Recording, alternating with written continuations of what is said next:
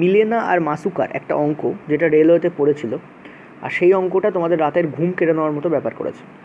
এই অঙ্কটা হচ্ছে ওই অঙ্কটারই কপি পেস্ট, কিন্তু একদম কপি পেস্টও বলবো না, কারণ এক তো মিলেনার মাসুকার নামটা দেওয়া নেই, এবি দেওয়া রয়েছে মিলেনার মাসুকার জায়গায়, আর নিউমেরিক্যাল ভ্যালুগুলো চেঞ্জ করা আছে আমার যতদূর মনে পড়ছে।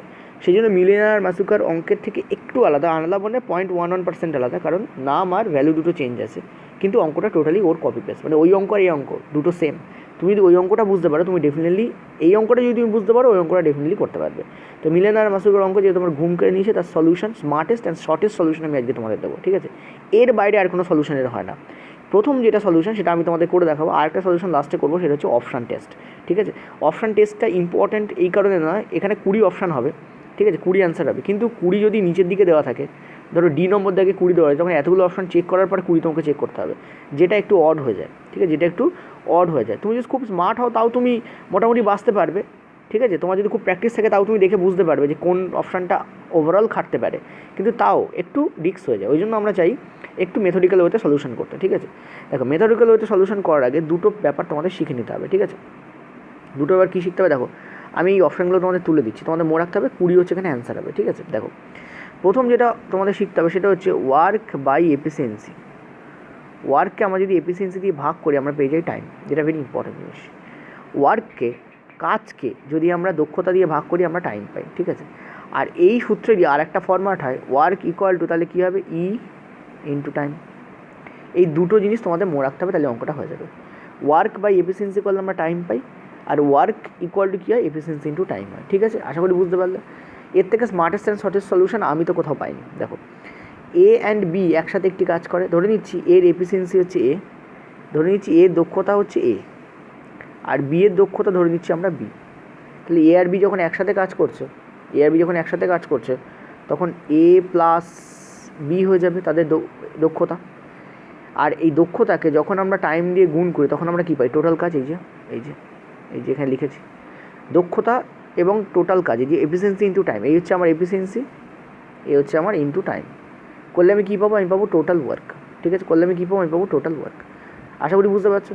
তাহলে আমার টোটাল ওয়ার্ক কী দাঁড়ালো, এ প্লাস বি, ঠিক আছে? এ প্লাস বি ইন্টু 12। ওকে, ক্লিয়ার হলো? নেক্সট দেখো, তাহলে এটা আমার কী হয়ে গেছে, এটা হয়ে গেছে আমার total work, TW, total work, TW। Next কী বলছে দেখো, এই আমি দাগ টানলাম। নেক্সট তোমাদের কী বলছে, নেক্সট বলছে এ একা কাজটা করতে শুরু করলো, ঠিক আছে? এবং অর্ধেক কাজ করে চলে গেল, বাকি কাজ বি শেষ করে, এবং পুরো কাজ শেষ হতে 25 দিন সময় লাগে। মানে এ একা কাজ করেছে, কিছু সময় নিয়েছে, বি একা কাজ করেছে, কিছু সময় নিয়েছে, এবং টোটাল কাজটা শেষ হতে 25 দিন টাইম লেগেছে। কিন্তু এ অর্ধেক করেছে, তার মানে বিও বাকি কাজ, মানে বি বাকি অর্ধেক করবে। এখন টোটাল কাজ তো এই, তাহলে টোটাল কাজের অর্ধেক কাজ কী হবে, দেখো, টোটাল কাজ তো তোমার এই, টোটাল কাজের অর্ধেক কাজ কী হবে, এ প্লাস বি, ঠিক আছে, ইন্টু 12, তার অর্ধেক মানে 2। এই কাজটা কে করেছে, এই কাজটা করেছে এ, এই কাজটা করেছে এ, ঠিক আছে? আর বি কতটা কাজ করেছে, এ প্লাস বি ইন্টু 12/2, বি করেছে বাকি অর্ধেক, এ করেছে এই অর্ধেক, বি করেছে এই অর্ধেক। আশা করি বুঝতে পারছো, কারণ কোনো সমস্যা নেই।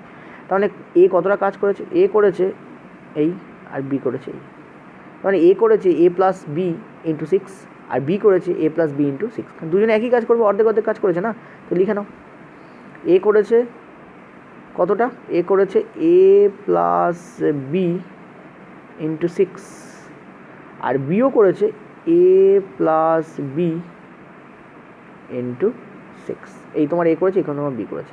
এখন এটা টোটাল কাজ, এই টোটাল কাজকে যদি আমরা এর এফিসিয়েন্সি দিয়ে ভাগ করে দিই, এটা বি এর কাজ, এই কাজটাকে যদি আমরা বি এর এফিসিয়েন্সি দিয়ে ভাগ করে দিই, তাহলে আমরা পেয়ে যাবো এর লাগার সময় আর বি এর লাগার সময়, এই দুটো সময় যোগফলই তো 25, কারণ টোটাল কাজ করতে 25 দিন সময় লেগেছে, এখানে বলা আছে।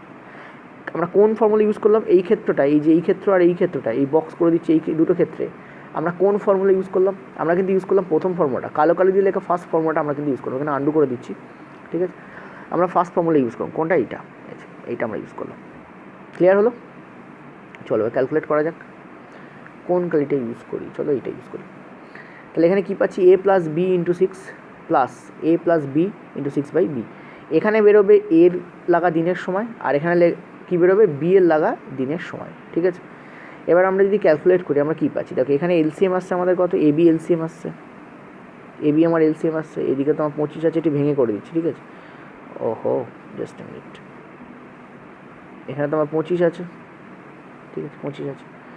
আচ্ছা, এই এ দিয়ে নিচের এ বিকে ভাগ করতে হয়, তাহলে বি থাকবে, সেই বি কী হবে, উপরে গিয়ে গুণ হবে, তাহলে কত হবে এখানে, এখানে হবে তোমাদের এ প্লাস বি, ঠিক আছে। আচ্ছা, এটা কাজ করছি, আমি যেটা করছি সেটা হচ্ছে আমি এই 6 দিয়ে এটাকে গুণ করে দিই, তাহলে কত হচ্ছে 6 এ আর 6 বি, সরি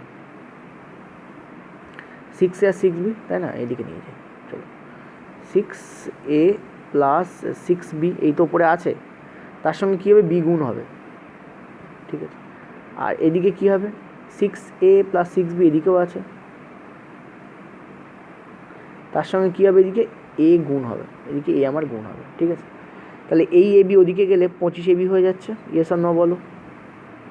এই এ বি এদিকে গেলে 25 এ বি হয়ে যাচ্ছে, এদিকে কী আসছে দেখো 6 এ বি আছে। একটা কাজ করি, আমি এটাকে মুছে দিই, এই দাগটা যদি মুছে দিতাম এদিকে আমি লম্বা করে করতে পারবো, ঠিক আছে।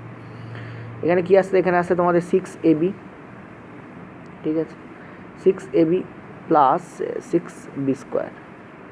আর এদিকে কী আসছে তোমাদের, এগুলো করতে লাগে না, এগুলো তো মুখে মুখে হয়ে যায়, দেখো এখানে করতেই পারছি 6 এ স্কোয়ার প্লাস 6 এ বি, তাই না, 6 এ স্কোয়ার। এগুলো তোমরা, আমি যেটা করে দিচ্ছি এখানে, এই পার্টটা মুখোমুখি করা যায়, আমি তো মুখোমুখি করতে পারবো, তোমাদেরও মুখোমুখি করতে শিখতে হবে। দেখো এই 6 এ বি 6 এ বি মানে 12 এ বি, 12 এ বি যদি ওদিকে হয় তাহলে কত হবে 13 এ বি, 25 থেকে বিয়োগ হয়ে যাবে 12 এ বি, 13 এ বি। এদিকে যদি 6 আর 6 কমন নাও তাহলে বি স্কোয়ার প্লাস এ স্কোয়ার, মানে যে খুব দক্ষ হবে সে একবারই এই ইকুয়েশানটা লিখবে, এই যে এই ইকুয়েশানটা সে একবারে লিখবে ফার্স্টে, এইসব করবে না, এই যে নীল দিয়ে করেছি আমি, এই যে এখানে আমি বেগুন দিয়ে করেছি, সব কিছু সে করবেই না, সে একেবারে ডিরেক্টলি এইটা লিখবে। যদি তুমি খুব এফিশিয়েন্ট হও তাহলে তুমি ডিরেক্টলি এটা লিখবে। এবার দেখো, এবার তুমি কী করবে, এবার তুমি যেটা করবে সেটা হচ্ছে এ বি এর মান কত লিখলে, এ বি এর মান কত লিখলে এদিকে আমার ভ্যালুটা ঠিকঠাক থাকবে, মানে এই ডান পক্ষ আর বাম পক্ষ সেম হবে, এ বি এর মান কত ধরলে। এবার দেখো এটা করার সবথেকে স্মার্টেস্ট উপায় কী, মানে এই 13 এ বি ইকুয়াল টু এই 6 বি স্কোয়ার প্লাস এ স্কোয়ার, মানে এদিকে যা এদিকের মান তো সেম হতে হবে, দুটো ইকুয়াল হয় কী করে, তুমি যখন লিখছো 7 × 7 মানে 7 ইকুয়াল টু 7, তার মানে এদিকেও 7 আছে এদিকেও 7 আছে। তুমি যদি লেখো 2 ইকুয়াল টু 2, তার মানে এদিকে 2 আছে এদিকেও 2 আছে, তার মানে এদিকে যা আছে এদিকে তো তাই আছে, দুটোর মান তার মানে সেম হতে হবে। এখন বলো এ বি এর মান, এ আর বি এর মান কত কত ধরলে এই দুটো মান সেম হবে। এবার দেখো এটা করার স্মার্টেস্ট উপায় হচ্ছে, তোমরা বলবে স্যার অনেক কিছু হতে পারে, না অনেক কিছু হতে পারে না। তো তোমরা মনে রাখবে এখানে আমরা এ আর বি কী ধরেছি, এ ধরেছি এর এফিসিয়েন্সি, বি ধরেছি বির এফিসিয়েন্সি। 13 নামটা পড়লে এমন একটা ভ্যালু যেটা 6 দিয়ে ভাগ করা যায় তাকে, কেন, কারণ এখানে যা, এখানে যদি তাই হতে হয় তাহলে ডেফিনেটলি তাকে 6-এর গুণিতক তো হতেই হবে, মানে 6 ইন্টু তো সামথিং আছে এখানে, এই যে 6 ইন্টু এইটা আছে, তার মানে ডেফিনেটলি এটা 6-এর গুণিতকই হবে। 13 নামটা পড়লে এমন কোন ভ্যালু আছে যেটা 6-এর গুণিতক, সেটাই হবে এখানে 13 এ বির ভ্যালু।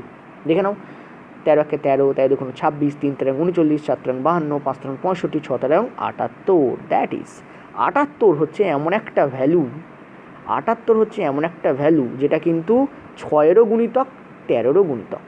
তাহলে আমি যদি 13 এ বির ভ্যালু 78 ধরে নেই, অঙ্কটা কিন্তু অ্যাকচুয়ালি শুরু হবে এখান থেকে, আমি বারবার বলছি 13 এ বির ভ্যালু যদি 78 ধরে নিই তাহলে এ বির ভ্যালু কী হচ্ছে, এ বির ভ্যালু হচ্ছে আমার 6। তাহলে বলো তুমি কত কত গুণ করলে এখানে আসে, ডেফিনেটলি 2 আর 3, ওই জন্য আমরা 2 আর 3 নেবো। তাহলে এর ভ্যালু, এবার দেখো এখানে একটা পয়েন্ট আছে, যদি এ বি এর থেকে বেশি দক্ষ হয়, মানে বি 3 হতে পারে এ 2 হতে পারে, কারণ বি এর এফিসিয়েন্সি বেশি হবে, বি এর এফিসিয়েন্সি 3 হবে, একের এফিসিয়েন্সি 2 হবে, এটা হতে পারে। এবার হতে পারে কি না সেটা আমরা এই ইকুয়েশানে বসিয়ে দেখবো, এই যে এই ইকুয়েশানটা বসিয়ে দেখবো এখানেও 78 আসছে কিনা, যদি এখানে 78 আসে তাহলে বুঝবো ঠিক আছে, তো বসিয়ে দেখা যাক। দেখো এখানে আছে 6, তারপর আছে বি স্কোয়ার, বি স্কোয়ার মানে 3, বি স্কোয়ার মানে 3, বি মানে 3, তাহলে তার স্কোয়ার মানে 9, 9 প্লাস এ স্কোয়ার মানে 4, 9 আর 4 কত 13, 13 × 6 মানে কত 78, মানে দেখো এখানেও 78 হচ্ছে, এখানেও আমার 78ই আসছে, দ্যাট মিনস 78 = 78, তার মানে আমার এ আর বি এর এফিসিয়েন্সি এই আসবে, এ এর এফিসিয়েন্সি আসবে 2 আর বি এর এফিসিয়েন্সি কত আসবে আমার 3 আসবে। ক্লিয়ার হলো কি হলো না বলো, অঙ্ক তো হয়ে গেছে, অঙ্ক খতম, অঙ্কের কিছু নেই, অঙ্ক এখানে খতম, কিছু নেই আর অঙ্কে, ঠিক আছে ঠিক আছে। এবার দেখো 78 = 78, দেখতে পাচ্ছ এটা সেম হয়ে গেছে, মানে এর ভ্যালু 2 আর বি এর ভ্যালু 3 হয়ে গেছে, ক্লিয়ারলি বুঝতে পারছো। তো এবার ক্লিয়ারলি তুমি একটা জিনিস দেখো, এবার আমাদের এই টোটাল ওয়ার্ক এই ছিল, তাহলে টোটাল ওয়ার্ক বার করে নাও, এ প্লাস বি মানে কত 6, 6 ইন্টু সরি এ প্লাস বি মানে তো 5, ওখানে এ ইন্টু বি মানে 6 হবে, কিন্তু এ প্লাস বি মানে তো 5 হবে, 2 আর 3 যোগ করলে কত হয় 5 হয়, 5 × 12 মানে টোটাল ওয়ার্ক কি আমাদের 60, ঠিক আছে। এবার আমরা এদিকে কী পাচ্ছি, ওয়ার্ক বাই ইফিসিয়েন্সি করলে আমরা টাইম পাই। তোমাদের বলেছে বি একা করলে কতদিনে কাজটা শেষ করবে, বি এর ওয়ার্ক কত 60 ইউনিট, বি এর এফিসিয়েন্সি কত 3, টাইম কত লাগবে 20, বেরিয়ে গেল। এই যে work by efficiency equal to আমার টাইম, এই যে work by efficiency equal to আমার টাইম। ক্লিয়ার? দেখো উত্তর হয়ে গেল। তাহলে অঙ্কটা করতে কতক্ষণ সময় লাগবে? এইটুকু থেকেই অঙ্কটা স্টার্ট হবে, এই যেখান থেকে আমি সবুজ দিচ্ছি এই বক্স থেকে অঙ্কটা শুরু হবে। এই যে বক্স আমি করেছি এই বক্স থেকে অঙ্কটা শুরু হবে, যারা এফিশিয়েন্ট তারা এখান থেকে শুরু করবে, তারপর একটুখানি টাইম লাগবে অঙ্কটা করতে। যদি এই পদ্ধতিতে অঙ্কটা করো তাহলে অঙ্কটা একমাত্র 10 সেকেন্ডে হতে পারে। অন্য যে কোনো মেথড ইউজ করবে অঙ্কটা টাইম লাগবে প্রচুর পরিমাণে। ঠিক আছে, এটা this is the basic method এবং এই মেথডটা হচ্ছে সবথেকে ভালো মেথড। ঠিক আছে, আমি এখনও পর্যন্ত যা পেয়েছি। ক্লিয়ার হয়েছে? এখন করে বলে দিলাম দুটো যেটা কনসেপ্ট এখানে কাজে লাগছে, একটা হচ্ছে এই কনসেপ্ট আর একটা হচ্ছে এই কনসেপ্ট। এই দুটো কনসেপ্ট যদি ভালো করে বোঝো তাহলে এই অঙ্কটা কিচ্ছু না। আর এই অঙ্কটা যদি পারো মিলেনা মাসুকার অঙ্ক তুমি ইজিলি করতে পারবে। মিলেনা আর মাসুকার ক্ষেত্রে মনে রাখবে এখানে যেমন অর্ধেক অর্ধেক কাজ দিয়েছে, এমন বলতে পারে এ 1/3 অংশ করলো আর বি বাকিটা করলো। এখানে যেমন হাফ হাফ বলেছে অর্ধেক অর্ধেক, ওখানে 1/3 হতে পারে এ 1/3 করলো বাকি 2/3 বি করলো।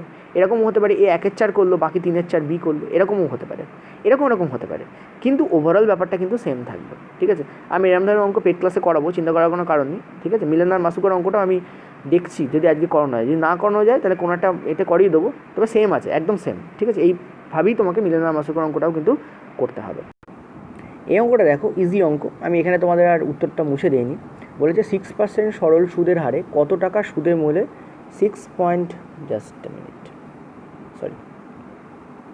6.5 ইয়ারে 834 টাকা হবে। দেখো 1 বছরের সুদ কত? 6 টাকা।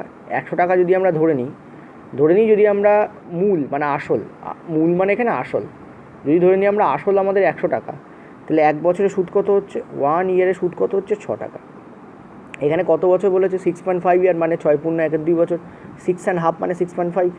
তাহলে 1 বছরে যদি 6 টাকা হয়, ঠিক আছে, 1 বছরে যদি 6 টাকা হয়, পয়েন্ট টু বি নোটেড, তাহলে 6 পূর্ণ 1/2 মানে 6 2 12 আগে 13/2, 13/2 বছরে কত টাকা হবে? 6 ইন্টু 13/2, তার মানে কত হবে? এটা 39 টাকা। ঠিক আছে, 3 13 39, 39। তার মানে 13/2 বছরে সুদাসল কত হবে বা সুদে মূলে কত হবে? সুদাস আর সুদে মূলে সেম। সুদে মূলে কত হবে? ছিল 100, তার উপর সুদ পড়ছে 39, তাহলে এটা হয়ে যাবে 139 টাকা। ঠিক আছে, আর এই 139 টাকার ভ্যালু আমাদের এখানে কত বলা আছে? 834। এটাও সুদে মূলে, এখানেও সুদে মূলে বলেছে 834 টাকা হবে। ঠিক আছে, এতর ভ্যালু যদি এত হয়, একের ভ্যালু কত হবে? 6 হবে। তোমাদের বলেছে কত টাকা, মানে আসলটা বার করতে বলে। আসলে আমরা কত ধরেছি? 100, তাহলে 100 ভ্যালু কত হবে? 600 টাকা হবে। অ্যান্সার বেরিয়ে গেল। ঠিক আছে, এই অঙ্কটা ভেরি ইজি, এই অঙ্কটাকে এত কিছু করারও দরকার পড়ে না। এই 39 পর্যন্ত মুখোমুখি বার করা যায়। তো 139-এর ভ্যালু যদি 434 হয়, তাহলে একের ভ্যালু কত হবে আর 100 ভ্যালু কত হবে? দ্যাটস ইট, অঙ্ক উত্তর বেরিয়ে যাবে। এই অঙ্কটার কি পয়েন্ট হচ্ছে, একটা জিনিস তোমাকে মনে রাখতে হবে, এই যে 6% সরল সুদের হার বলেছে বা এখানেও লেখা আছে, এটার মানে হচ্ছে 100 টাকার, এটা মনে রাখবে সবসময়, তাহলে অঙ্কটা হয়ে যায়। 100 টাকার 1 বছরের সুদ হলো 6 টাকা। এই লাইনটা যদি তোমার মনে থাকে যে 6% সুদের হার কথার মানে এইটা হয়, তাহলে তুমি ইজিলি অঙ্কটাকে করে ফেলতে পারবে। এই লজিকেই অঙ্কটাকে তোমার হয়ে যাবে। ঠিক আছে, নেক্সট চলো পরের অঙ্কে। আচ্ছা, এই অঙ্কটাকে কিন্তু মুখোমুখি করা যায়। সুমিতকে একটি নির্দিষ্ট টাকা 6 দিনের ভ্রমণের জন্য দেওয়া হয়েছে। যদি সে আরও 4 দিন বেশি থাকে তাহলে তার প্রতিদিনের গড় খরচ 56 টাকা কমে যায়। তাহলে প্রাথমিক সে কত টাকা তাকে দেওয়া হয়েছিল? ঠিক আছে, দেখো 6 আর 4 টোটাল সে 10 দিন থাকছে, আর প্রতিদিন তার গড় খরচ কত কমে যাচ্ছে? 56 টাকা কমে যাচ্ছে। প্রতিদিনের কথাটা লেখা আছে, যদি বলতো গড় খরচ কমে যায় তাহলেও প্রতিদিনের খরচই হতো, কারণ গড় খরচ মানে প্রতিদিনের খরচ। তাহলে কত তার খরচ কমে যাচ্ছে? 560 টাকা কমে যাচ্ছে। আর এই 560 টাকা সে কোথায় বিনিয়োগ করছে? সে লাস্ট যে 4 দিন তাতে সে এই 560 টাকা বিনিয়োগ করছে। তাহলে 4 দিনে যদি তার 560 টাকা খরচ হয়, তাহলে একদিনে তার কত টাকা খরচ হবে? ডেফিনেটলি 560/4। আর তাকে অ্যাকচুয়ালি কত দিনের টাকা দেওয়া হয়েছিল? 6 দিনের টাকা দেওয়া হয়েছিল। তাহলে 6 দিনের জন্য ওটাকে কত টাকা দেওয়া হয়েছিল? 560/4 ইন্টু 6, অ্যান্সার বেরিয়ে যাবে। দেখো এখানে 2, এখানে হচ্ছে তোমাদের 3, 2 দিয়ে এটাকে কাটলে কত হয়? 28। তাহলে এখানে কত হচ্ছে দেখো? 0, 8 3 24 4, 3 2 6 আর 2 হচ্ছে তোমাদের 8, অর্থাৎ 840 টাকা তাকে দেওয়া হয়েছিল। কারেক্ট, অ্যান্সার বেরিয়ে গেল। আশা করি বুঝতে পারছো। আরেকবার বলে দিই, দেখো এখানে বলেছে যদি সে আরও 4 দিন থাকে, ঠিক আছে, যদি সে আরও 4 দিন থাকে তাহলে কি হয়? তাহলে যেটা হয় যে তার গড় খরচ, প্রতিদিনের গড় খরচ 56 টাকা করে কমে যায়। এখন সে টোটাল কদিন ছিল, 4 আর 6 10 দিন ছিল, 10 দিনে তার দেখতে পাচ্ছ 56 টাকা কমছে। তাহলে টোটাল তার কত কমছে? 560 টাকা কমে যাচ্ছে। অর্থাৎ 560 টাকা সে কম খরচ করছে। তাহলে এই 560 টাকা সে এক্সট্রা থাকছে বলেই কম খরচ করতে হচ্ছে। ধরো তোমার কাছে 100 টাকা আছে, ক্লিয়ার? তোমাকে বলা হয় যে তুমি 5 দিন এই টাকা দিয়ে থাকতে পারবে, তাহলে তোমার প্রতিদিনের খরচ কত হবে? 20 টাকা হবে। কিন্তু তুমি এই 5 দিনের বদলে তুমি যদি এটা নিয়ে 10 দিন থাকো, তাহলে তোমার খরচ কত হয়ে যাচ্ছে? 10 টাকা হয়ে যাচ্ছে। তাহলে দেখো, তুমি যখন 5 দিন থাকছিলে তখন তোমার 20 টাকা খরচ হচ্ছিলো পার ডে, কিন্তু তুমি যখন 10 দিন থাকছো, মানে আরও 10 দিন বেশি, মানে আরও 5 দিন বেশি থাকছো ইনফ্যাক্ট, তখন তোমার খরচ কিন্তু প্রতিদিন কমে যাচ্ছে। কত কমে যাচ্ছে? 10 টাকা করে কমে যাচ্ছে। আগে ছিল 20 টাকা পার ডে, এখন সেটা 10 টাকা হয়ে গেছে, মানে 10 টাকা কমে গেছে। এখানে সেম জিনিসটা বলেছে। যদি তুমি সেম টাকা দিয়ে বেশি দিন থাকতে চাও, তাহলে তোমার খরচ প্রতিদিন থেকে অল্প অল্প করে কাটতে যেতে হবে, যাতে ওই এক্সট্রা যে দিনগুলো থাকবে তার জন্য যাতে তোমার কাছে টাকা থাকে। অর্থাৎ ও কী করেছে, সুমিত কী করেছে, 56 টাকা করে পার ডে রাখতে গেছে, এবং এই জন্যই লাস্ট 4 দিনের খরচও মেটাতে পেরেছে। এবং সেটা কত? 560 টাকা। তাহলে 4 দিনে যদি 560 টাকা খরচ হয়, একদিনে কত, 6 দিনে কত? উত্তর কত হবে? 840 টাকা। কারণ 840 টাকাই ওকে দেওয়া হয়েছিল। ক্লিয়ার হলো? আচ্ছা, নেক্সট চলো পরের অঙ্কে। এটা খুব ইজি অঙ্ক, ওই জন্য আমি আর বাংলায় রাখিনি। একটা ট্রেন 375 মিটার লম্বা একটি প্ল্যাটফর্মকে 27 সেকেন্ডে অতিক্রম করে। যদি ট্রেনটার স্পিড এত হয়, তাহলে ট্রেনটার দৈর্ঘ্য কত? ঠিক আছে, ধরে নিচ্ছি ট্রেনটার দৈর্ঘ্য হচ্ছে এক্স মিটার, আর প্ল্যাটফর্মকে অতিক্রম করা মানে ট্রেন তার নিজের দৈর্ঘ্য আর প্ল্যাটফর্মের দৈর্ঘ্য উভয় অতিক্রম করছে। কতটা অতিক্রম করছে? 70 কিলোমিটার পার আওয়ার। এটাকে 18/5 দিয়ে, সরি 5/18, নট 18/5, 5/18 দিয়ে গুণ করে কিলোমিটার পার আওয়ার থেকে মিটার পার সেকেন্ডে নিয়ে যাও, এবং তোমার 27 সেকেন্ড সময় লাগছে। এবার কী করো? 375, জাস্ট এ মিনিট, 375, ঠিক আছে, তোমাদের প্লাস এক্স, প্লাস এক্স, আর এদিকে তোমাদের 27 ইন্টু 70 ইন্টু 5/18, রাইট? এখান থেকে তুমি কি দেখতে পাচ্ছ? এটা কাটছে তোমার 2, এটা তোমার 3, এটাকে ফার্দার কাটছে তোমার 35। তাহলে কত হচ্ছে দেখো? 375 এখানে এক্স, আর এটা কত হচ্ছে দেখো? 5 3 15, বা এখানে 5 3 15, আর তাহলে 1 3 3 9 10, মানে 105 আর 5, তাই তো? 105 আর 5 মানে 225। তাহলে এক্সের ভ্যালু এখান থেকে আমি কী পাচ্ছি? এক্সের ভ্যালু সামহাও কোনো মিস্টেক কি হলো? কারণ এদিকে গেলে তো মাইনাস হয়ে যাবে কিছু কি, হ্যাঁ সরি, এটা তো 5 হবে, দেখেছো তো 105 তো। তাহলে এটা ওইদিকে গেলে কী হচ্ছে দেখো, এখানে 0 হচ্ছে, আর এখানে তোমাদের হচ্ছে 5 হচ্ছে, আর হাতে থাকলো 1, তার মানে 150, অর্থাৎ last option is the correct option. Easy অঙ্ক ছিল। এই হচ্ছে তোমাদের ট্রেন আর প্ল্যাটফর্মের মোট দৈর্ঘ্য। তাকে তুমি যদি কিলোমিটার পার আওয়ার দিয়ে ভাগ করো, তাহলে তুমি টাইম পাবে। কারণ আমরা জানি ডিস্ট্যান্স বাই স্পিড করলে আমরা কী পাই? আমরা টাইম পাই। ওপরেরটা হচ্ছে আমাদের ডিস্ট্যান্স, নিচেরটা আমাদের স্পিড, কিন্তু প্রবলেম হচ্ছে স্পিডটা মিটার পার সেকেন্ডে আছে। তাহলে আমরা কী করবো? 5/18 দিয়ে গুণ করে ওটাকে মিটার পার সেকেন্ডে করে নেবো, ঠিক আছে? কিলোমিটার পার আওয়ার থেকে স্পিডটাকে মিটার পার সেকেন্ডে করে নেবো, এত সেকেন্ড। এখান থেকে আমাদের অ্যান্সার বেরিয়ে যাবে 150 মিটার। চলো নেক্সট পরের অঙ্কে যাবো। ইজি ছিল, আমি আর বাংলা লিখিনি। চলো, এটাও খুব ইজি অঙ্ক, তাই জন্য আমি এটারও আর ইংরাজি রাখিনি, মানে ইংরাজি থেকে বাংলা করিনি। বলেছে একটা ব্যাগ আছে, ব্যাগে রেড, গ্রিন এবং পিঙ্ক কালারের টোকেন আছে, ঠিক আছে? Ratio to red to green, মানে রেড এবং গ্রিনের অনুপাত যেটা, সেটা তোমাদের বলেছে 5:12, ঠিক আছে? ভেরি ইজি, দেখো আমি বলে দিচ্ছি, খুব ইজি লাগবে।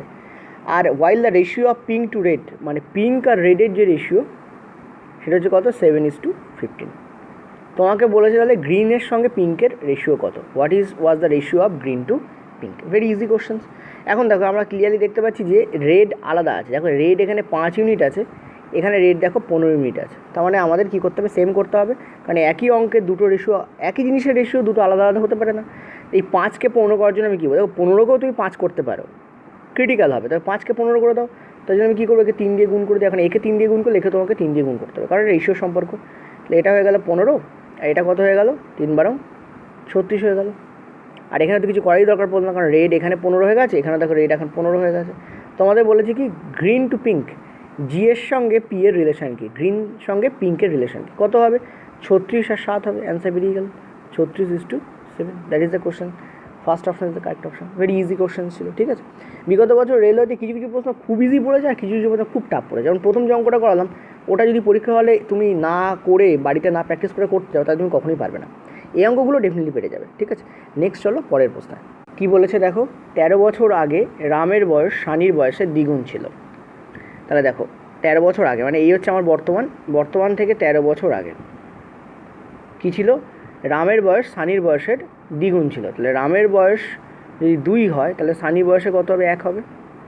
আর বলছি এখন থেকে 3 বছর পর এই কী হয়েছে, এখন থেকে 3 বছর পর যেটা হয়েছে সেটা হচ্ছে সানির বয়স রামের বয়সের 3-এর 5 গুণ হয়ে গেছে, ঠিক আছে।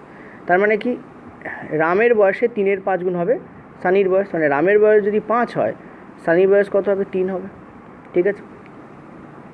আচ্ছা এই তোমাদের হলো। এবার তোমাদের কি বলেছে তাহলে রামের বর্তমান বয়স কত। আচ্ছা দেখো আমাদের দেখতে পাচ্ছ এখান থেকে এইটুকু ডিফারেন্স কত হচ্ছে, এটা হচ্ছে 13 ইউনিট। আর যদি আমি 3টাকে এখানে লিখি তাহলে আমি দেখতে পাচ্ছি টোটাল আমার 16 বছরের পার্থক্য এসছে। এই হচ্ছে আমার বর্তমান, এইটা হচ্ছে আমার বর্তমান, আমি যেখানে বোল্ড করে দিচ্ছি লাল দিয়ে, এটা হচ্ছে আমার বর্তমানকাল, ঠিক আছে। বর্তমান থেকে 13 বছর আগে মানে এখান থেকে এইটুকু হচ্ছে আমার 13 বছর আর এই নিচের থেকে এইটুকু হচ্ছে আমার 3 বছর। 13 আর 3 16 বছরের পার্থক্য হয়েছে। আমাদের এখানে কত পার্থক্য রয়েছে দেখো, আমাদের এখানে পার্থক্য এখানে রয়েছে 3 ইউনিট পার্থক্য, এখানে রয়েছে 2 ইউনিট পার্থক্য। তাহলে দুজনের বয়সের পার্থক্য তো সেম হতে হবে, ঠিক আছে। রামের বয়স 16 বছর আগে যা ছিল, ঠিক আছে, রামের বয়স 16 বছরে তো 16 বছরই বাড়বে, শ্যামের বয়সও তো সেমই বাড়বে। কিন্তু এখানে দেখতে পাচ্ছি রামের বয়স 3 ইউনিট বেড়েছে, শ্যামের বয়স 2 ইউনিট বেড়েছে, এটা তো পসিবল নয়। তোমার বয়স আর আমার বয়স যাই হোক না কেন 2 বছর পরে তোমার বয়সও 2 বছরই বাড়বে, আমার বয়স তো 2 বছরই বাড়বে। আমার বয়স যদি 30 হয় আমার বয়স হয়ে যাবে 32, তোমার বয়স যদি 20 হয় তোমার বয়স হয়ে যাবে 22, কিন্তু বাড়বে তো দুজনের 2 বছর করেই। কিন্তু দেখো রামের ডিফারেন্ট বেড়েছে, শ্যামের ডিফারেন্ট বেড়েছে, এটা হতে পারে না। তার মানে আমাদের এই ওপর নিচের ডিফারেন্স সেম করতে হবে। তার জন্য আমরা কী করবো, খুব ইম্পর্টেন্ট জিনিস বলে দিচ্ছি দেখো। তার জন্য আমরা যেটা করবো, এখানে ডিফারেন্স নিয়ে ওপরে গুণ করব। এখানে ডিফারেন্স কত 2, তাহলে ওপরে তুমি 2 দিয়ে গুণ করে দাও। আর ওপরের ডিফারেন্স কত আমার 1, তা দিয়ে তুমি নিচে গুণ করো, মানে 5 আর 3কে তুমি 1 দিয়ে গুণ করো। কত হচ্ছে দেখো এখানে হচ্ছে দেখো তোমাদের 4, এখানে দেখো হচ্ছে তোমাদের 2, মানে রামের বয়স এখন 4, শ্যামের বয়স 2। সিমিলারলি নিচে তোমার কত হচ্ছে, এখানে হচ্ছে তোমাদের 5, এখানে হচ্ছে তোমাদের 3। এখন দেখো ডিফারেন্স সেম হয়ে গেছে, এখানে রামের বয়স 5, শ্যামের বয়স দেখো 3। এখানে দেখো ডিফারেন্স সেম হয়ে গেছে, দেখো এখানে তোমাদের 1 ইউনিট ডিফারেন্স, এখানেও তোমাদের দেখো 1 ইউনিট ডিফারেন্স। এবার এই 1 ইউনিটের ভ্যালু কত, 16। এখানেও মাঝখানে 1, এখানে মাঝখানে 16 লেখা আছে।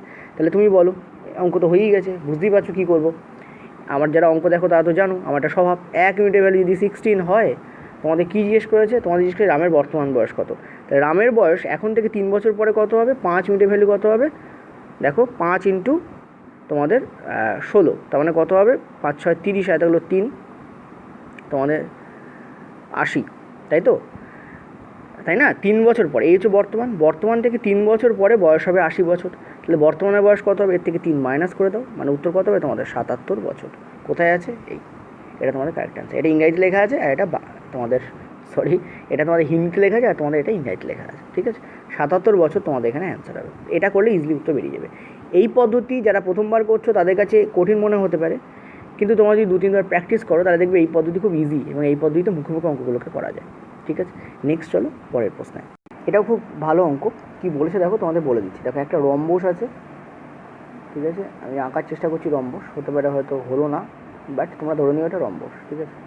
এটা রম্বস আছে সাপোজ ধরো, এই রম্বসের বলেছে সাইড, ঠিক আছে, বাহুর দৈর্ঘ্য কত বলেছে 41। এখন আমরা জানি রম্বসের বাহুর দৈর্ঘ্য সব সমান হয়, ঠিক আছে। এই আর বলেছে তোমাদের এর এরিয়া মানে এর মাঝের যে ক্ষেত্রফল সেটা কত বলেছে 720 সেন্টিমিটার। তো আমরা একটা কাজ করতে পারি, আমরা একটা কালারিং এর গায়ে করে দিতে পারি, ঠিক আছে। ওকে, এই হচ্ছে তোমার কত বলেছে, এটার দৈর্ঘ্য কত বলেছে, এটার দৈর্ঘ্য তোমাদের বলেছে 720, ঠিক আছে, 720 সেমি স্কোয়ার। এই টোটালটার ক্ষেত্রফল তোমাদের বলেছে যে এর যে ডায়াগোনাল তৈরি হবে, ধরো এই একটা ডায়াগোনাল, আমরা জানি রম্বসের ডায়াগোনাল কিন্তু সেম হয় না, ঠিক আছে। রম্বসের যে কর্ণ, ডায়াগোনাল মানে কর্ণ, এই একটা ডায়াগোনাল আর এই একটা ডায়াগোনাল, জাস্ট এ মিনিট, এই একটা ডায়াগোনাল সাপোজ ধরো, এই দুটো ডায়াগোনালের বা যদি একটু ভালো করে আর কি, ঠিক আছে, এই ডায়াগোনাল দুটো ডায়াগোনালের কী বলেছে তোমাদের যোগফল কত বার করতে বলেছে। এই হচ্ছে তোমাদের অঙ্কটা। ধরে নিচ্ছি একটা ডায়াগোনাল হচ্ছে এক্স, ঠিক আছে, এটা ধরো সাপোজ ধরো এক্স আর এটা সাপোজ ধরো আমার ওয়াই, একটা এক্স একটা ওয়াই, ঠিক আছে। মনে রাখবে রম্বসের ডায়াগোনাল কিন্তু সেম হয় না, এটা ভেরি ইম্পর্টেন্ট পয়েন্ট। এবার দেখো আমরা কী কী পাচ্ছি দেখো, আমরা এখান থেকে যেটা পাচ্ছি, আমরা পাচ্ছি রম্বসের ক্ষেত্রফল। ক্ষেত্রফল সমান সমান কি half into x into y, অর্থাৎ প্রথম কর্ণ ইন্টু দ্বিতীয় কর্ণ। এটা সমান সমান আমাদের কত বলেছে 720। এখান থেকে আমরা এক্স ওয়াইয়ের ভ্যালু পেয়ে যাচ্ছি। কত হচ্ছে আমাদের দেখতে পাচ্ছি 0, 4, 14। ঠিক আছে, এই আমরা পেয়ে যাচ্ছি। এটা আমাদের কাজ লাগবে। ঠিক আছে, একটু পরেই দেখবে এটা আমাদের কাজ লাগবে। এবার দেখো, এবার কি বলেছে, বলেছে যে তার এরিয়া। এবার আমরা আর একটা ফর্মুলা জানি, যদি না জানো জেনে নাও। 4a স্কোয়ার ইকুয়াল টু, ঠিক আছে, প্রথম কর্ণ স্কোয়ার প্লাস দ্বিতীয় কর্ণ স্কোয়ার, অর্থাৎ 4 ইন্টু বাহু স্কোয়ার। এ মানে এখানে বাহু, এ স্ট্যান্ডস ফর বাহু, এ মানে কি এখানে বাহু। ঠিক আছে, 4 ইন্টু বাহু স্কোয়ার ইকুয়াল টু প্রথম কর্ণ স্কোয়ার প্লাস দ্বিতীয় কর্ণ স্কোয়ার। এখন 4 ইন্টু বাহু মানে কত, 41 ইন্টু 41। এখানে দেখতে পাচ্ছি x square plus y square আছে। এর ফর্মুলা কী হয়, বীজগাণিতিক ফর্মুলা এক্স প্লাস ওয়াই তার whole square minus 2x y. ঠিক আছে, এখান থেকে আমরা দেখতে পাচ্ছি 4 ইন্টু 41 ইন্টু 41 হচ্ছে। আর এদিকে তোমার কী আসছে, এক্স প্লাস ওয়াই, যেটা আমাদের বার করতে হবে প্রথম কর্ণ এবং দ্বিতীয় কর্ণের মধ্যে। দেখো যোগফল বার করতে বলে, sum of the length of the diagonal. Diagonal মানে কর্ণ। ঠিক আছে, আমি এখানে সোজা বলে আর রাখিনি, বা অঙ্কটা তোমাদের বলিয়ে দিলাম একে। এত 2xy, এক্স ওয়াই ভ্যালু আমার এখান থেকে কী পেয়েছি 1440। এটা যদি এদিকে যায় এটা হবে 2880, তাই না, 2880। ইয়েস, এটা যদি এদিকে যায়। এখন এইটা একটু করাটা টাফ হয়, কিন্তু যাই হোক না কেন তুমি একটা জিনিস ভালো করে দেখো, আমরা কিন্তু পুরোটা করতে যাব না। ঠিক আছে, আমরা পুরোটা করতে যাব না। আমরা কি দেখতে পাচ্ছি দেখো, এখানে এক্স প্লাস ওয়াই মাথায় স্কোয়ার, এদিকে আছে 2880, তাই না, 2 দিয়ে রেখে গুণ তো করা যায় ইজি। আর এখানে আমরা গুণ করতে যাব না, যদি 41 স্কোয়ার জানো ভেরি ইজি, কিন্তু না জানো গুণ আমরা করবো না। আমরা দেখো 4 আর 1 4 আর 1 4, মানে আমাদের এই সংখ্যাটা যে ইউনিট ডিজিট আসবে সেটা আমাদের 4ই আসবে। আর এই 2880 যদি এদিকে যায় তাহলে যোগ হবে, যোগ হলেও কিন্তু এখানে সেই 4ই আসবে, কারণ এখানে ইউনিট ডিজিট 4, এখানে ইউনিট ডিজিট কত 0। এখানকার একক স্থানীয় সংখ্যা 4, এখানে একক স্থানীয় সংখ্যা কত 0। 4 আর 0 যোগ করলে কত 4ই হয়। মানে এক্স প্লাস ওয়াই তার হোল স্কোয়ারের যে ভ্যালু আসবে তার ইউনিট ডিজিট কত আসবে, আমার 4 আসবে। এখন বলো এই অপশানগুলোর মধ্যে কোনটার ইউনিট ডিজিটে স্কোয়ার করলে 4 আসে। আমরা ক্লিয়ারলি দেখতে পাচ্ছি 8 স্কোয়ার করলে 64 আসে। দ্যাট মিনস এক্স প্লাস ওয়াইয়ের ভ্যালু এখানে 98 হবে। হলো, এক্স প্লাস ওয়াইয়ের ভ্যালু আমার এখানে কী হবে 98 হয়। যদি করে দেখো, দেখে নিতে পারো, এখানে তোমাদের অ্যান্সার আসবে 9604। ঠিক আছে, 9604 আসবে। 9604 হচ্ছে তোমাদের 98 স্কোয়ার হয়। ওকে, আর যদি নাও করো তাও অ্যান্সার বেরোবে। আরেকবার বলে দিই আমি এখানে কী করলাম। ঠিক আছে, আরেকবার বলে দিই, দেখো আমি এই জায়গাটা তোমাদের পরিষ্কার মুছে একটু বলে দিই এইখানটা, কারণ অনেকেরই প্রবলেম হতে পারে, রিপিট বলছো দেখতে পাচ্ছি। চলো দেখো, দেখতে পাচ্ছ যে এখানে 4 1 4, ইয়েস ও নো বলো। এই 4 আর 1 4 আর 1 4, মানে এখানে যে গুণফলটা দাঁড়াবে সেটা যত বড়ই হোক না কেন তার ইউনিট ডিজিট একক শ্রেণীর সংখ্যা 4ই আসবে। আর যদি এখান থেকে তুমি গুণ করো, এটা গুণ করে কত পাচ্ছ 2880 পাচ্ছ। এটা যদি এদিকে যায় তাহলে বড় সংখ্যার সঙ্গে যোগ হবে, তাহলে এখানেও 4 ইউনিট ডিজিট, এখানে 0 ইউনিট ডিজিট, যোগ করলে যে সংখ্যাটা আসবে তার ইউনিট ডিজিট 4ই আসবে। এত ইকুয়াল টু কী হবে, এক্স প্লাস ওয়াই তার হোল স্কোয়ার আসবে। এখন বলো এই অপশানের মধ্যে কোনটার স্কোয়ার করলে বা কোনটার ইউনিট ডিজিট, শুধু একক শ্রেণীর সংখ্যাটা দেখো, এখানে 0, এখানে 0, এখানে 2, স্কোয়ার করলে কী হয় 4 হয়। ঠিক আছে, এবার একটা জিনিস তোমরা ভাববে যে স্যার এখানে তো 2 স্কোয়ার করলেও 4 হয়, 2 ইন্টু 2 করলেও তো 4 হয়। এবার যদি তোমরা সেটা ভাবো তাহলে তোমাদের এখানে করে দেখতে হবে, সেটা তোমাদের কী করতে হবে, করে দেখতে হবে। এখন একটা জিনিস বুঝতে পারছো, এখানে একটা বিশাল বড় সংখ্যা দাঁড়াবে, ঠিক আছে, আর এখানেও একটা বিশাল বড় সংখ্যা দাঁড়াবে। ওকে, দুটোকে যোগ করলে একটা দারুণ টাইপের সংখ্যায় যাবে। তো এ দুটো তো উত্তর হতে পারে না, কারণ এদের ইউনিট ডিজিট তো 4 আসবে না, 0 আসবে। 82 আর 98 হাঞ্চিং করে নিতে পারো যে এটা তোমাদের 98 স্কোয়ার হবে। ঠিক আছে, এই তোমরা করতে পারো। ওকে, তো 82ও হতে পারে, ডেফিনেটলি 2 স্কোয়ার করলে তো 4ই আসে, তার জন্য তোমাকে গুণ করে তাহলে করে দেখতে হবে। তবে উত্তর এখানে 98 হবে, করে দেখে নিও। ঠিক আছে, চলো একটু রিস্ক নিতে হয়, নইলে তো করে দেখতে হবে, কিছু করার নেই। আর অ্যাকচুয়ালি স্কোয়ার যার মুখস্থ আছে তাকে তো কোনো প্রবলেম না, তাকে 4 দিয়ে গুণ করে দিলে ইজিলি, এত রিস্ক নেওয়ারও একটুকুও রিস্ক নেওয়ার দরকার পড়বে না। ঠিক আছে, আচ্ছা নেক্সট চলো পরের অঙ্কে। ভালো প্রশ্ন, পিটার এবং প্রীতির বয়সের পার্থক্য হচ্ছে 5 বছর। দেখো বয়সের পার্থক্য আমরা পেয়ে গেছি, আগের দিন তোমাদের আমি বয়স অঙ্ক করেছি, সেখানে কী বলেছিলাম, বয়সের পার্থক্য হচ্ছে ইম্পর্টেন্ট জিনিস। 35 বছর আগে তারা যখন বিয়ে করেছিল তখন পিটারের বয়স 4 গুণ ছিল প্রীতির বয়সের। দেখো পিটারের বয়সের 4 গুণ মানে 4p ইকুয়াল টু প্রীতির বয়সের 5 গুণ, আমি প্রীতিকে পিআর বলে দিচ্ছি। তাহলে প্রীতি আর পিটারের বয়সের যে অনুপাত দাঁড়াচ্ছে সেটা হচ্ছে 5:4। পার্থক্য কত? 1 ইউনিট। বয়সের পার্থক্য সারা জীবন সেম থাকে। পার্থক্য কত বলেছে আমাদের? 5 ইউনিট। 1 ইউনিটের ভ্যালু যদি 5 হয় তাহলে 5 ইউনিটের ভ্যালু কত হবে? 5 5 25। তাহলে পিটারের বয়স কত হবে? 25 বছর। আর প্রীতির 4 ইউনিটের ভ্যালু কত হবে? 4 5 20। তাহলে প্রীতির বয়স কত হবে? পড়াফাড়া দীর্ঘ হবে, সরি। প্রীতির বয়স তোমাদের কত হবে? প্রীতির বয়স তোমাদের হবে 20 বছর ছিল। এবার 35 বছর আগে এটা ছিল, ঠিক আছে? তাহলে তখন যোগফল কত ছিল? ক্লিয়ারলি আমরা দেখতে পাচ্ছি 5 আর 45, তখন যোগফল ছিল 45। এখন উভয়েরই বয়স, এখন দুজনেরই বয়স 35 করে বেড়ে গেছে, কারণ 35 বছর আগে এটা ছিল। তাহলে 35 × 2, কারণ দুজনেরই বয়স 35 করে বেড়েছে। তাহলে 45 + 70, অ্যান্সার তোমাদের কত হবে? 115 ইয়ার, যেটা এখানে দেওয়াও আছে অলরেডি, ঠিক আছে? দুজনের বয়সের যোগফল চেয়েছে, তখন যোগফল ছিল 45, আর দুজনেরই বয়স 35 করে বেড়েছে, কারণ 35 বছর আগে এটা ছিল। তাহলে এখন মানে কত? 35 বছর পরে। তাহলে পিটারেরও বড় 35 বাড়বে, প্রীতিরও বয়স কিন্তু 35 বাড়বে, দুজনেরই বয়স কিন্তু 35 করে বাড়বে। তাহলে দুজনের বয়স 35 বাড়বে মানে 25 25 70 বাড়বে। তাহলে আগে যা যোগফল ছিল তার সঙ্গে 70 আরও অ্যাড করে দাও, অর্থাৎ 115 বছর তোমাদের বয়স হবে। দেখো উত্তর বেরিয়ে গেল, ঠিক আছে? ইজি অঙ্ক, কিন্তু যদি কনসেপ্ট না জানো তাহলে এই অঙ্কটা করতে কিন্তু টাইম লেগে যাবে। আমি তোমাদের বারবার বলি, যদি ভাবো অঙ্কটা ইজি, তাহলে অঙ্কটা করতে তোমার 10 সেকেন্ড থেকে 5 থেকে 10 সেকেন্ড টাইম লাগবে, 5 সেকেন্ডও টাইম লাগে। আর যদি বলো অঙ্কটা টাফ, তাহলে তোমার করতে 1 মিনিট টাইম লাগবে। এ হচ্ছে গড়, ঠিক আছে? তুমি যদি বলো তোমার কাছে অঙ্কটা ইজি, তাও তোমার করতে 1 মিনিট টাইম লাগছে, মানে তোমার কাছে অঙ্কটা ইজি নয়, ঠিক আছে? সবসময় একটা জিনিস মাথায় রাখবে, পরীক্ষার সময় টাইমের ওপর বেস করে বলা হয় সেটা ইজি না টাফ। সহজ অঙ্ক করতে তোমার 1 মিনিট টাইম লাগছে, তার মানে অঙ্কটা তোমার কাছে ইজি নয়, এটা কনসিডার করে কাজ করবে, ঠিক আছে? চলো নেক্সট, পরের অঙ্কে কী বলেছে দেখো। বিষ্ণু 5,000 টাকা দিয়ে 12টা টেবিল কিনেছে এবং কিছু চেয়ার কিনেছে। একটি টেবিলের দাম 50 টাকা, তাহলে 12টা টেবিলের দাম কত হবে? 12টা টেবিলের দাম হবে তোমাদের 600 টাকা, ঠিক আছে? 5 × 60, 600 টাকা। তাহলে 5,000 থেকে তুমি যদি 600 বিয়োগ দাও, ঠিক আছে? 5,000 থেকে যদি 600 বিয়োগ দাও তাহলে কত থাকছে? 0 0, এখানে তোমাদের থাকছে 44, ঠিক আছে? তো 4400 টাকা তার চেয়ার কিনতে কাজে লেগেছে। একটা চেয়ারের দাম কত? 40। তাহলে 4400 টাকা দিয়ে সে কতগুলো চেয়ার কিনেছে? ক্লিয়ারলি দেখতে পাচ্ছ 110টা চেয়ার সে কিনেছে। তোমাদের কি জিজ্ঞেস করেছে? তোমাদের জিজ্ঞেস করেছে টেবিল আর চেয়ারের সংখ্যার অনুপাত কত, বা এখানে যেটা ইংরাজিতে বলেছে চেয়ার টু টেবিল বলেছে, আমি এখানে টেবিল আর চেয়ার করেছি, সংখ্যার অনুপাত কত জিজ্ঞেস করেছে। তাই তুমি ক্লিয়ারলি দেখতে পাচ্ছ 12টা সে কী কিনেছে? 12টা সে কী কিনেছে? টেবিল কিনেছে। আর চেয়ার সে কটা কিনেছে? 110টা, ঠিক আছে? তাহলে তোমাদের এই তোমাদের অনুপাত দাঁড়াবে। তো যদি কাটাকুটি করো সেটা তোমাদের কী আর দাঁড়াবে? 6:55, দ্যাট ইজ দ্য অ্যান্সার। উল্টে যাবে 55:6, কারণ ইংরাজিটা তোমাদের প্রেফার করে, ইংরাজি তোমাদের চেয়ার টু টেবিল বলেছে, তাহলে 55:6, অর্থাৎ এটা তোমাদের কারেক্ট অ্যান্সার হবে, ঠিক আছে? ইজি ছিল অঙ্কটা। একটা টেবিলের দাম যদি 50 টাকা হয় তাহলে 12টা টেবিলের দাম কত হবে? দেখতে পাচ্ছি এটা টেবিল, কত হবে তোমাদের? 600 টাকা। টোটাল তো 5,000, তার থেকে 600 বিয়োগ করে দাও, তাহলে তুমি পেয়ে যাবে টোটাল চেয়ারের দাম। চেয়ারের দাম কত? 4400, একটার দাম 40, তাহলে কতগুলো চেয়ার কিনেছিল? 110টা চেয়ার কিনেছিল। সংখ্যার অনুপাত জিজ্ঞেস করেছে, অনুপাত বের করেছি আমরা। টেবিল হচ্ছে 12টা, চেয়ার হচ্ছে 110টা, কাটাকুটি করলে কী হচ্ছে? 6:55। ওপরে বলেছে চেয়ার টু টেবিল, তো চেয়ারটা আগে লিখবে, 55:6 অ্যান্সার হবে তোমাদের, ঠিক আছে?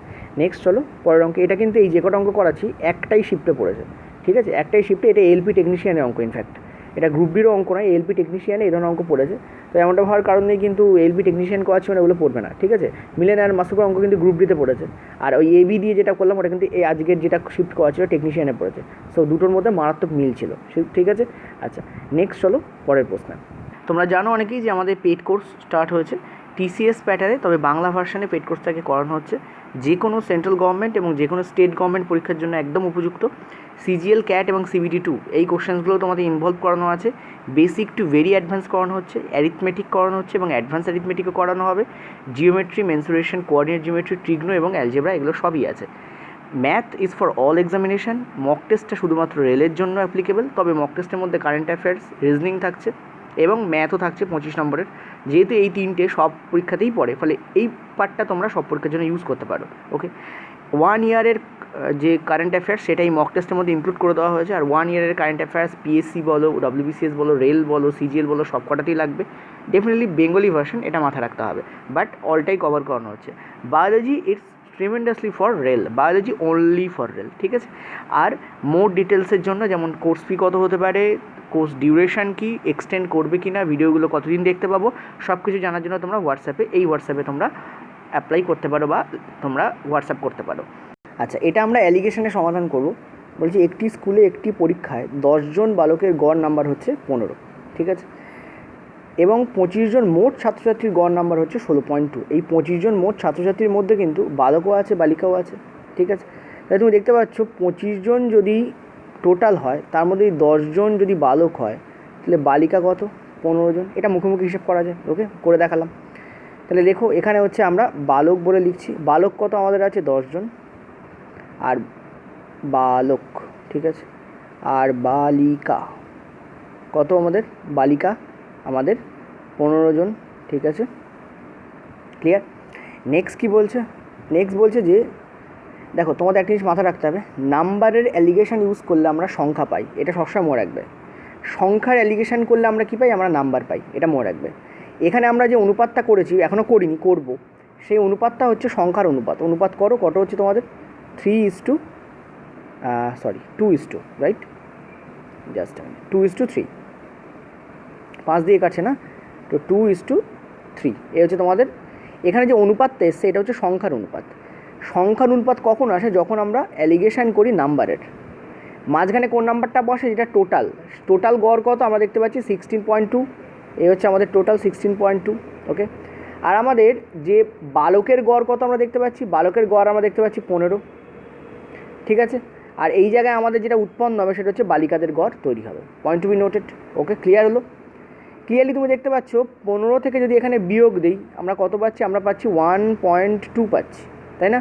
3-এর ভ্যালু যদি 1.2 হয়, 3-এর ভ্যালু 1.2 কী করে হয়, 3-এর সঙ্গে 0.4 গুণ করলে, তাহলে 2-এরও রিয়েল ভ্যালু কী করে পাবো আমরা, 2-এর সঙ্গে আমরা 0.4 গুণ করবো, 0.4 নট 0.2।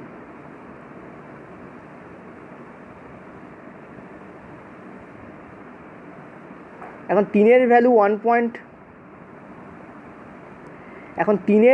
1.2 কী করে হয়, 0.4 গুণ করলে। 3-এর ভ্যালু 1.2 হয় 0.4 গুণ করলে, তাহলে 2-এর রিয়েল ভ্যালু আমরা কী করে পাবো, এখানেও আমাদের 0.4 গুণ করতে হবে, ঠিক আছে। এখানে দেখো ক্লিয়ারলি বলছি, 3-এর সঙ্গে কত গুণ করলে আমরা 1.2 পাই, 3-এর সঙ্গে আমরা 0.4 গুণ করলে পাই। তাহলে 2-এর সঙ্গে আমরা যদি 0.4 গুণ করি, তাহলে আমরা রিয়েল ভ্যালু পেয়ে যাবো মানে 0.8।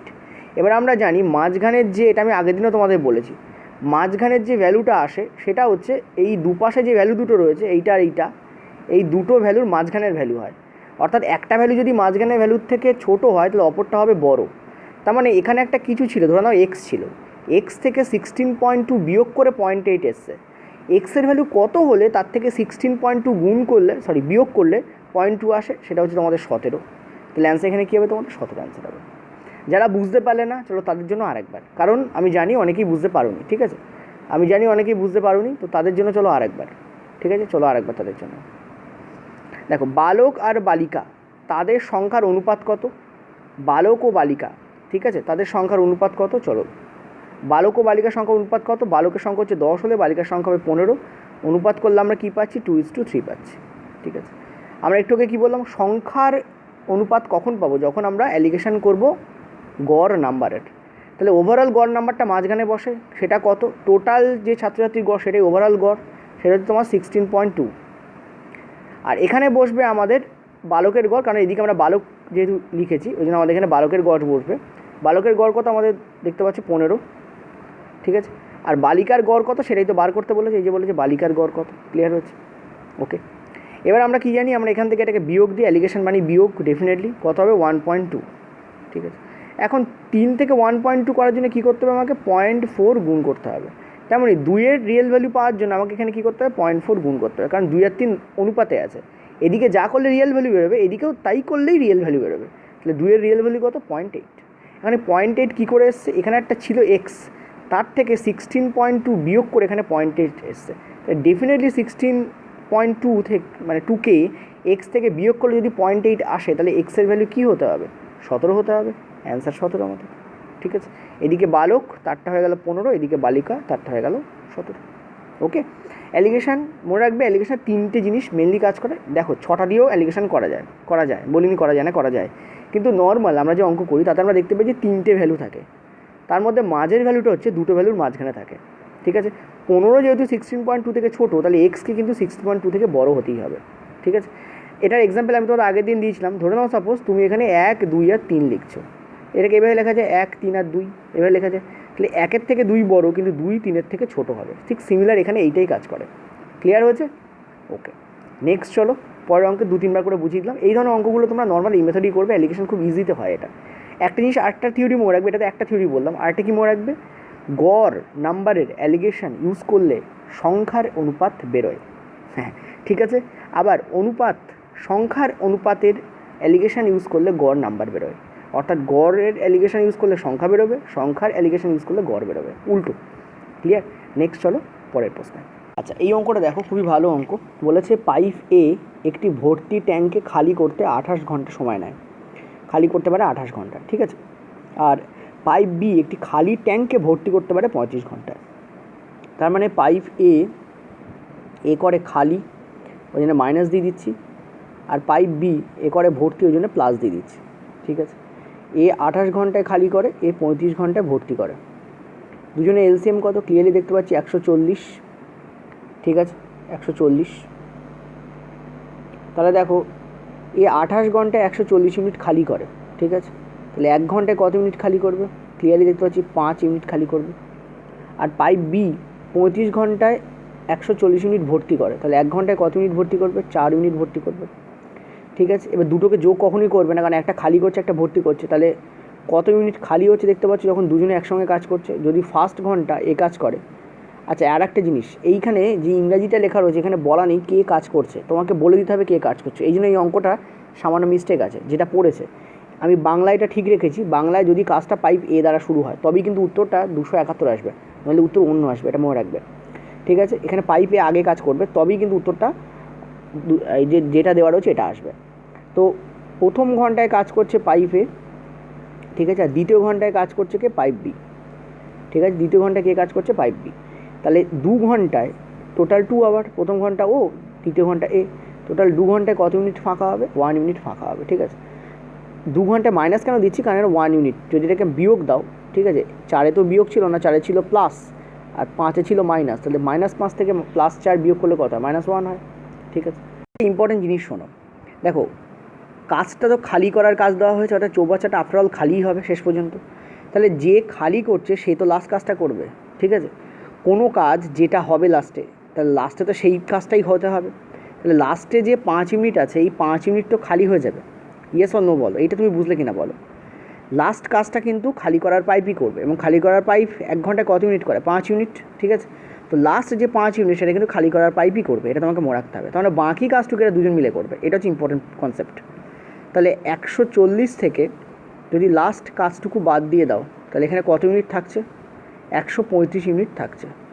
তাহলে এই 135 ইউনিট ভরার জন্য কতক্ষণ সময় লাগবে, 1 ইউনিট ভরতে যদি 2 ঘন্টা সময় লাগে, তাহলে 135 ইউনিট ভরতে কতক্ষণ সময় লাগবে, 135-এর দ্বিগুণ সময় লাগবে, কত হবে, 270।